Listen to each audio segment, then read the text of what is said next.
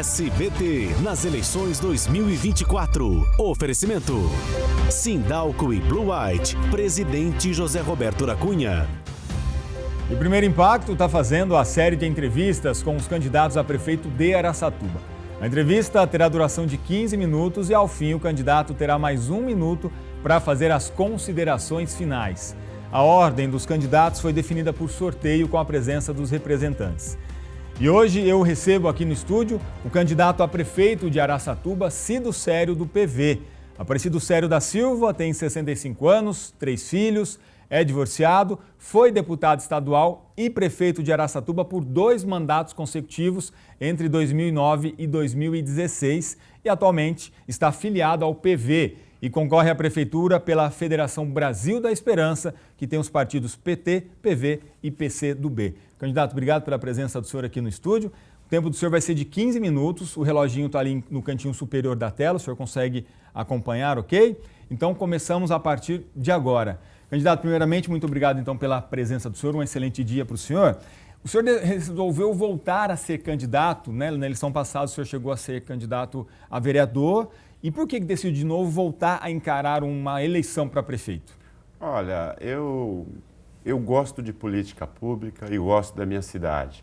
Eu fui o prefeito que mais gerou emprego, que mais construiu escola, que mais construiu UBS, que mais construiu casa. Então a gente tem um legado na história da cidade. Eu sou o prefeito que trouxe a faculdade de medicina para cá. Então eu acho que a gente tem condições de agora, com a volta do presidente Lula ao poder, fazer mais por Araçatuba e pela nossa região. Candidato, o senhor foi eleito deputado estadual e 2 vezes prefeito de Araçatuba pelo PT. Mas em 2018 o senhor acabou se desfiliando do partido. Na época o senhor chegou a mencionar que a situação estava não tinha como ficar mais no partido. Por que naquela época o senhor decidiu sair do PT? Ali foi uma questão de interna, de disputa de vaga para ser candidato a deputado federal, mas que nós já superamos. Mas até hoje o senhor não se candidatou mais, apesar de ter o apoio, né, do partido? Não, a gente tem uma boa relação com o presidente Lula, tem uma boa relação com a maioria dos ministros do governo do presidente Lula, alguns são meus amigos, né? E a gente tem uma trajetória, uma história de vida, e isso conta, né, quando a gente vem para a política, vem disputar a eleição. Candidato, vamos falar um pouquinho sobre geração de empregos, oportunidades. Quando o senhor foi prefeito, o senhor foi quem ajudou a trazer, politicamente falando, a construção do estaleiro aqui para Araçatuba, né? Na época foram investidos 470 milhões de reais. Né? Depois teve a questão da Lava Jato, teve também a seca lá da hidrovia Tietê-Paraná, que as barcaças não conseguiam mais passar ali. Caso seja eleito, o senhor tem algum projeto para que retome realmente o estaleiro para a função que ele foi feito? É fundamental para a cidade. Você sabe, se você pegar os Estados Unidos e a China, grande parte da mercadoria desses países circula, sabe por qual via? Hidrovia. A hidrovia é muito mais barata. Uma barcaça tira aproximadamente 180 caminhões da estrada. Põe um custo nisso. Esse que é o famoso custo Brasil. Então nós vamos voltar a trabalhar para que o porto e a hidrovia seja parte do nosso caminho logístico para encontrar o mundo, para levar os nossos produtos para fora e para trazer produtos mais baratos para Araçatuba. Nós já temos experiência nisso. Por exemplo, o estaleiro voltou já a empregar mais gente, já está produzindo mais. Nós precisamos retomar o nosso debate com o setor de produção de etanol, porque era uma das bases de transporte para a gente baratear o seu custo. Mas você produz grão, você produz carne, você pode fazer tudo isso por um caminho mais fácil e mais barato, que gera emprego, gera trabalho, gera renda. Candidato, saúde tem sido um grande assunto, principalmente de vocês que são candidatos, né? Tem se debatido bastante sobre o que fazer, porque Araçatuba tem 207 mil habitantes aproximadamente e tem um pronto-socorro. No seu plano de governo, o senhor disse que pretende construir uma UPA na região noroeste, ali, Águas Claras, pegando naquela região. O senhor pretende fazer isso em qual período, mais ou menos?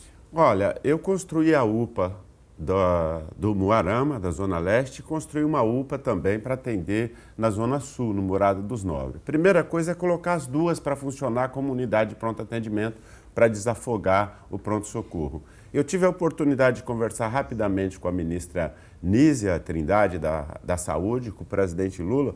A ideia é a gente construir uma UPA aqui pertinho do SBT, aqui na 2 de dezembro, nas imediações da 2 de dezembro. tá certo? Para atender toda essa região da cidade. Isso vai desafogar o nosso pronto-socorro e atender melhor e com dignidade e humanidade aquelas pessoas que precisam de atendimento na saúde municipal. O senhor mencionou que construiu os 2 prédios, né? Tanto o Morada dos Nobres quanto o Moarama, só que eles nunca chegaram a funcionar de fato como UPAs. Nunca funcionaram como UPA. A alegação... Não, eu terminei a construção no final do meu mandato, de 2016.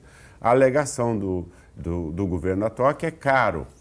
Mas sempre que se vai discutir políticas públicas para as pessoas mais pobres, para as pessoas que precisam de atenção do município ou do estado, se discute custo. Saúde não tem preço. Uma vida não tem preço. Se uma pessoa morre ou fica inválida, esse é o maior custo que nós podemos ter na vida. Então, nós vamos colocar as UPAs para funcionar e vamos desafogar o nosso pronto-socorro central. Então, mas com qual dinheiro, então, que o senhor pretende fazer isso? Como o senhor vai conseguir esses recursos? Nós temos que fazer parceria com o governo federal, como eu fiz nos meus 2 primeiros mandatos. Eu não construí 4.000 casas com recurso da prefeitura. Eu não construí as UPAs com recurso da prefeitura, é impossível. A prefeitura tem um orçamento, para você ter uma ideia, de 1 bilhão e 44 milhões aproximadamente, 89% dele já está comprometido. Se você não eleger um prefeito que tenha condições de articular com o governo federal para acessar o orçamento geral da União, é só promessa vazia, não vai fazer nada, porque não tem dinheiro para... Vai ter 11 milhões para atender todos os setores da cidade. Né? Você vai precisar buscar dinheiro, como eu fiz nos meus 2 primeiros mandatos. O candidato, falando sobre os seus mandatos, então, o senhor chegou a ser afastado em 2016, né, já na segunda na reeleição, por causa da criação de cargos comissionados. Depois o senhor reverteu a situação e voltou 3 meses depois da sua função de prefeito. Te pergunto, caso o senhor seja eleito, como o senhor deve administrar essa questão? Funcionalismo público com cargos comissionados? Olha, fui eu que criei a atual estrutura administrativa da cidade. Eles continuam usando ela até hoje. Criticaram, e qual a estrutura que eles governam? Com a que eu criei. Nós fizemos a estrutura com o pessoal da Fundação Getúlio Vargas. Aqui havia uma perseguição muito grande a mim e ao meu governo. Então, tudo que a gente fazia podia estar errado, porque a gente é do Partido dos Trabalhadores, porque a gente defende a classe trabalhadora e governamos para os mais pobres. No início, agora até na pré-campanha, o Ministério Público chegou a pedir o indeferimento da sua candidatura, porque o senhor teria tido uma condenação por improbidade administrativa na compra de materiais, de kits de materiais escolares. A sua candidatura hoje ela está mantida através de uma liminar. Como que o senhor está vendo toda essa situação? E outra, existe algum risco, de caso o senhor seja eleito, de ter problema lá na frente? Claro que não. Primeiro que não é por liminar. A Justiça Eleitoral já deferiu a minha candidatura. Então não há nada que impeça a minha candidatura, só os fake news dos adversários, tá certo? Só isso. O que nós temos é a preocupação que eles têm, inclusive de debater comigo, o medo que eles têm é porque eu conheço a cidade, eu sou o prefeito que conhece essa cidade, eu conheço cada canto de Araçatuba. Quando eu ando pelas ruas da cidade, eu fui ontem visitar um bairro popular, o Atlântico, as pessoas choram quando me encontram porque ganhou a sua casa, pessoas me abraçam e choram porque agora tem a escola perto para levar o seu filho, entendeu? Então, isso é uma grande preocupação para os meus adversários. Do ponto de vista legal, não há nenhum problema, a Justiça Eleitoral já deferiu a candidatura e essa questão é fundamental, porque você se lembra, sabe qual é o kit escolar que eles questionam? Aquele que deu material de qualidade, de primeira linha, Tramontina, lápis sextavado, papete, tênis para o seu filho. É aquilo, sempre que você faz coisa para os mais pobres, eles procuram um jeito de dizer que está errado ou que é caro, porque para a gente mais pobre você tem que comprar coisa barata. Nós vamos continuar comprando coisa boa para o nosso povo. Eu entendo, o senhor mencionou só essa questão de fake news, para deixar bem claro. Não, desculpa, não é o SBT. Sim. Pelo amor de Deus, não. Os meus adversários e não o SBT. É a questão da liminar, que a gente tem, inclusive, sim, toda a ação, e o senhor tem essa liminar, sim, que mantém a sua candidatura, né? A liminar é sobre a ação. Isso. Não é sobre a questão eleitoral. Então, vamos seguir. Candidato, o senhor, em relação ao transporte público, o senhor pretende criar tarifa zero. De que forma fazer isso? Porque nessa última gestão, nos 2 últimos anos, a empresa responsável pelo transporte que atua chegou a receber em torno de 6 milhões de reais de subsídios, né? Tanto o governo federal quanto o municipal. Como o senhor pretende manter a tarifa zero e como que ela funcionaria? Não, nós discutimos isso no programa de cidade, no grupo de transição de cidade do governo do presidente Lula. Eu participei do grupo de cidades. Qual é a ideia? Primeiro que nós temos que fazer a transição energética. Não é razoável que a gente continue circulando com ônibus movidos a diesel. É contra o planeta, é contra a sua saúde, é contra a saúde de quem está me ouvindo. Então nós temos que mudar para o elétrico, né? E nós temos que subsidiar de tal maneira, como já fazemos, para que a população não pague. Mas porque essa isso mudança também seria com a mesma empresa? Porque ficaria muito caro mudar para ônibus. Não, a questão é assim, o Estado, a União, tem que ajudar. Está todo mundo preocupado com o planeta, não está? Nós não precisamos mudar a base energética, nós não precisamos trabalhar com energia limpa. O planeta, veja a situação da nossa cidade, da nossa região nesse momento. O planeta está pedindo socorro. Se nós não investirmos em mudanças efetivas, a gente pode ficar fazendo propaganda na televisão, a vida não muda. Nós temos que colocar ônibus elétrico e a população, em várias cidades do mundo, a população já não paga. Em algumas cidades do Brasil, a população já não paga. Em Araçatuba, a partir de 2025, às segundas e sextas-feiras, a população, o trabalhador doméstico, quem vai trabalhar, quem vai para a escola não vai pagar e nós vamos... Porque nós fizemos a conta de quanto tem de subsídio hoje. E nós vamos aumentar de tal maneira que a semana inteira ninguém vai pagar nem para ir trabalhar, nem para ir para a escola. Inicialmente com os próprios ônibus que são usados hoje. Não tem jeito, tem que ser com o que está aí. Nós não temos condição de chegar no dia 1º e no dia 2 mudar, não é possível. Mas e também a transição energética pode se dar com a mesma empresa, porque isso não é uma definição do prefeito, isso é uma definição de Estado. A empresa possivelmente ela tem uma concessão, a concessão dela tem um prazo. Eu não sei se é 20 ou 30 anos. E você tem que respeitar o contrato. Candidato, o senhor vamos falar um pouquinho sobre desenvolvimento econômico. O senhor cita no plano de governo que pretende revitalizar e otimizar o Mercadão Municipal, né? É um espaço que tem vários embrólios jurídicos por causa de herdeiros. De que forma o senhor pretende atuar nessa questão? Olha, simplesmente, nós vamos conversar com todo mundo. Se não der certo, nós vamos desapropriar. Se der certo conversar, nós vamos conversar, falar para ele, vamos fazer. Você já foi ao Mercado de São Paulo, certamente já foi ao de Ribeirão, já foi ao de Porto Alegre. Por que nós não podemos ter um espaço assim na nossa cidade, que você constrói parceria, que quem está lá vai ajudar a manter o espaço e a pagar por ele? Seria mais uma articulação política. Uma política. Agora, se não der certo, aí a prefeitura entra, desapropria e faz. O senhor também pretende, né, falando sobre meio ambiente também e infraestrutura urbana, criar o Parque do Povo nas Lagoas das Flores, Miguelão e também lá Ouro Preto.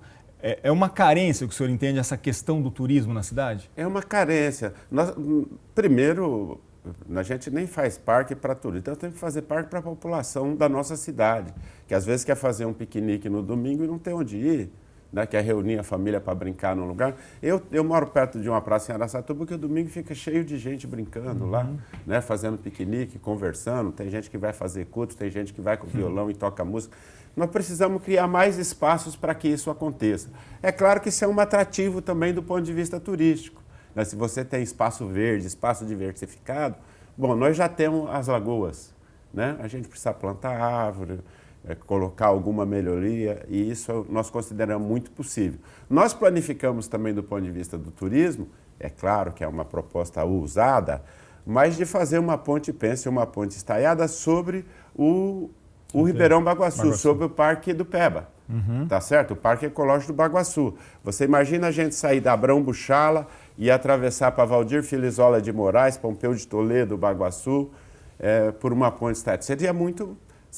Isso seria um atrativo político turístico muito interessante. O senhor já mencionou aqui durante o nosso bate-papo que tem o apoio do presidente Lula, né, que está coligado com a sua candidatura, mas como que o senhor pretende manter a relação com o governo do Estado, do Tarcísio, que é do Republicanos? Existe essa articulação? O senhor acha que isso pode, de alguma forma, essa questão política atrapalhar a sua gestão ou não? De maneira nenhuma. Eu fui deputado estadual, antes do governador Alckmin vir a ser vice-presidente, eu mantive um excelente relacionamento com o Alckmin, quando ele ainda era adversário do PSDB. E tenho certeza, nós não vamos lá pedir nada, nós vamos levar projeto para a cidade. Se o governador for republicano, ele vai ver o que ele tem de orçamento e vai definir o atendimento para as cidades segundo uma regra republicana, que é isso que nós esperamos. Agora, eu sou amigo de vários deputados de vários partidos na Assembleia Legislativa e todas as vezes que eu converso com eles, todos, inclusive alguns ligados ao governador Tarcísio, já se dispuseram a ajudar a mim e a cidade.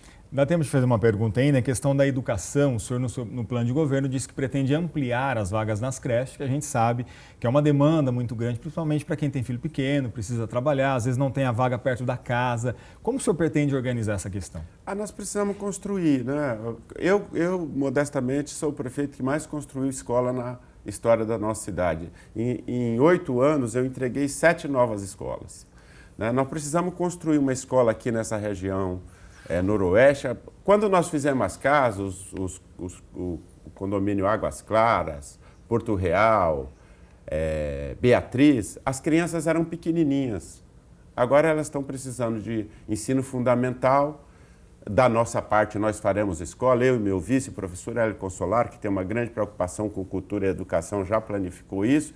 E nós vamos lutar para o Estado abrir uma escola Fundamental 2, ensino médio, para que essas crianças, agora já pré-adolescentes, adolescentes, não tenham que cruzar a rodovia. Candidato, muito obrigado pela sua entrevista, pela sua participação, mas agora o senhor tem mais 1 minuto, né, adicional, para o senhor também poder conversar diretamente com o seu eleitor. Se o senhor quiser olhar nessa câmera aqui na 2, o tempo começa a contar então a partir de agora, fique à vontade.